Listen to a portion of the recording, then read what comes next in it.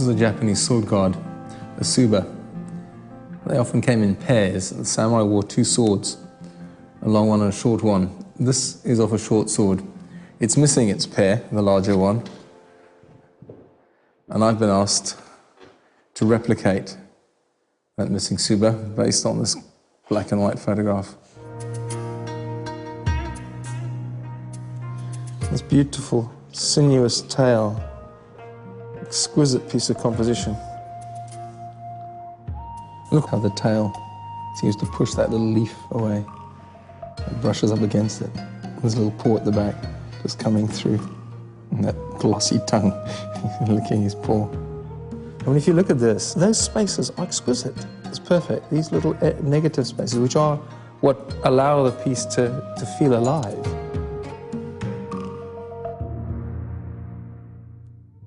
So here's an example of a classic daisho pair of tcuba, and coincidentally this is made by Hagiya Katsuhira, the man who made the tiger tcuba that I'm attempting to replicate.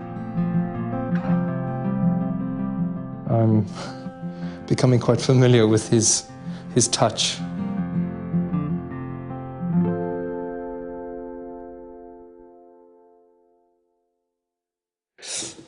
Yeah, I'm going to put together the ingredients to make this alloy.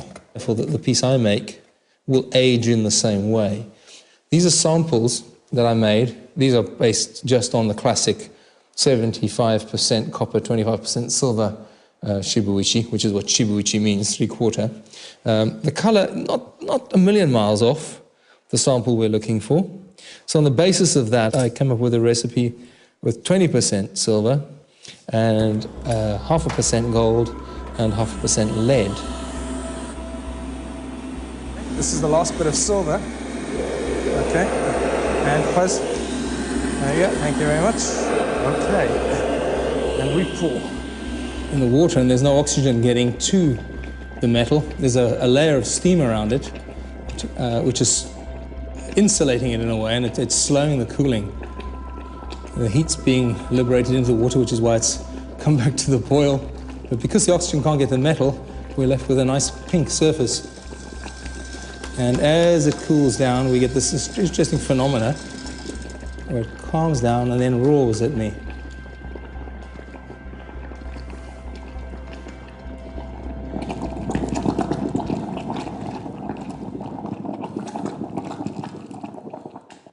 Absolutely perfect underneath. It's a beautiful metal to scrape. It's incredibly, it's enticing.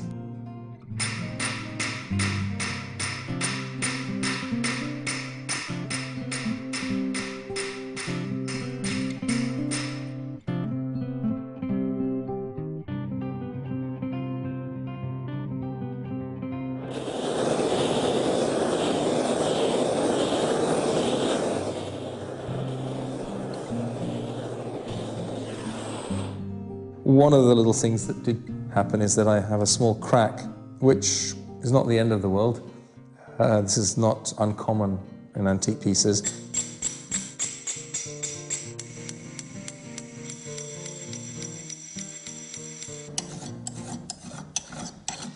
So far it looks good. You know the surface is getting flat when your scrape lines are nice and straight. They're not so wavy.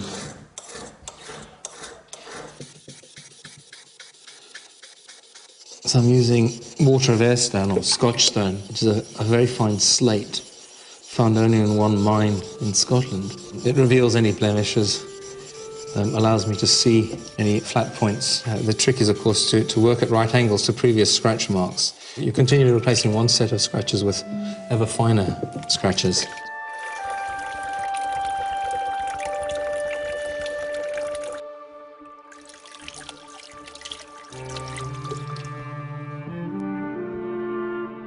The magical feeling that this finish gives me is incredibly inspiring.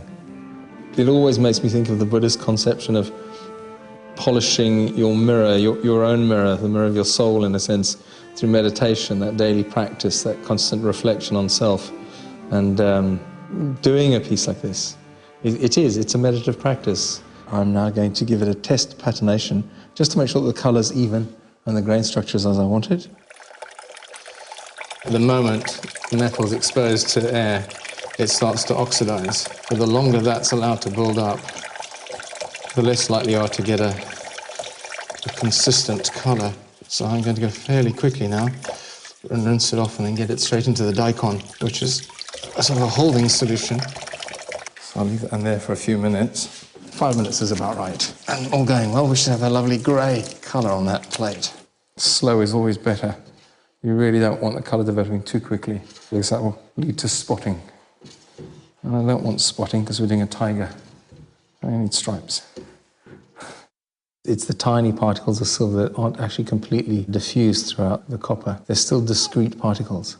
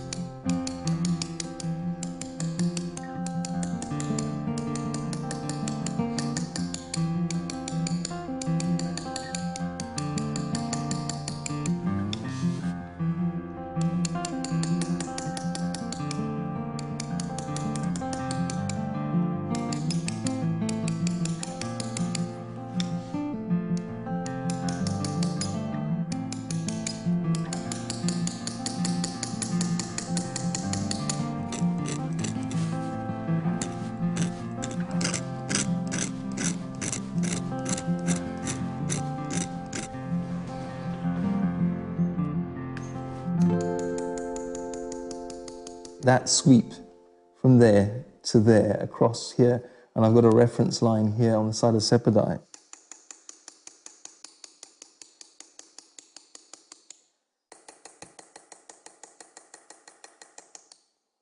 The biggest difference, I think, is the fact that I use these little chisels. The Japanese metalworking tradition is very much the way of the chisel. The old word for these is tepitsu, which means iron brush.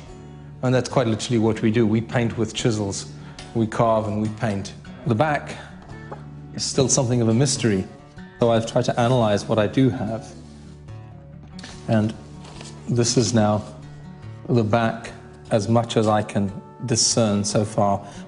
And when you look at the way he's done his leaves, the rhythm and the arrangement, the naturalness, but at the same time, it is in fact contrived. It's a design.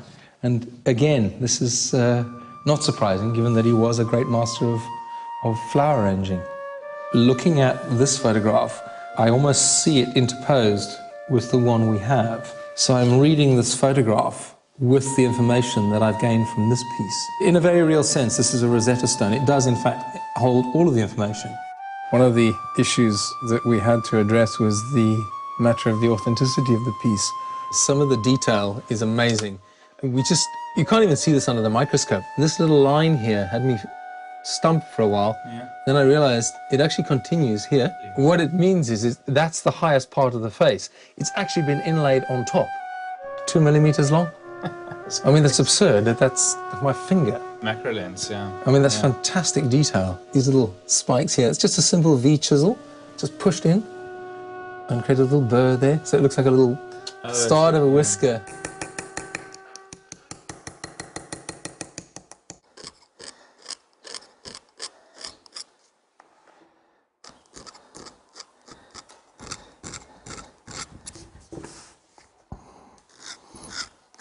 You have to feel what's going on. This is why I reject power tools.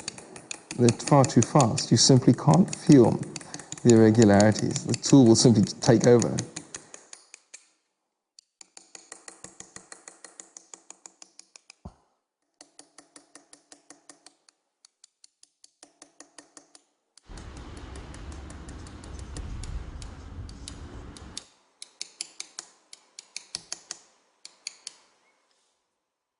So I've just been preparing the recess for the face. I'm inlaying a fairly substantial piece of shibuichi for the whole head, just as Katsuhira did on his. The back of the piece to be inlaid is slightly concave. This is to allow it to fit nice and tight. The edges of the inlay slightly angled, and set it, a bit like setting a gemstone, in fact. This is a lump of lead, which of course will just help secure it.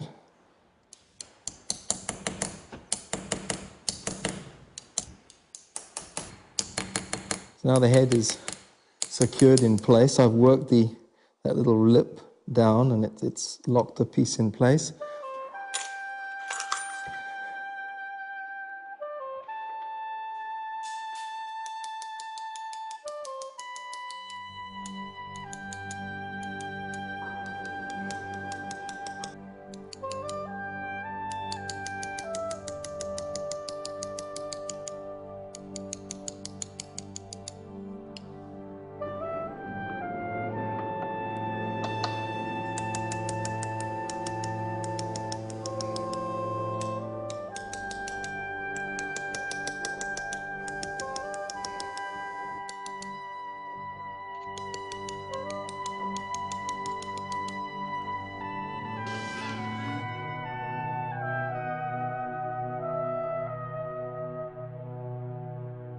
One of the most striking features on the tcuba are the stripes.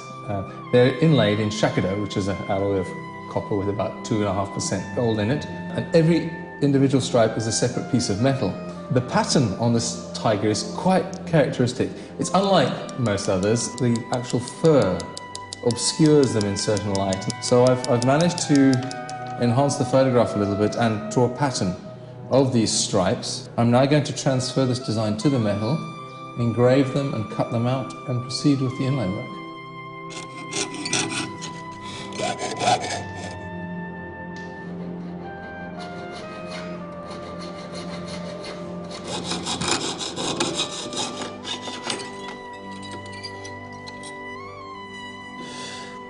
I've got about 99 more to do.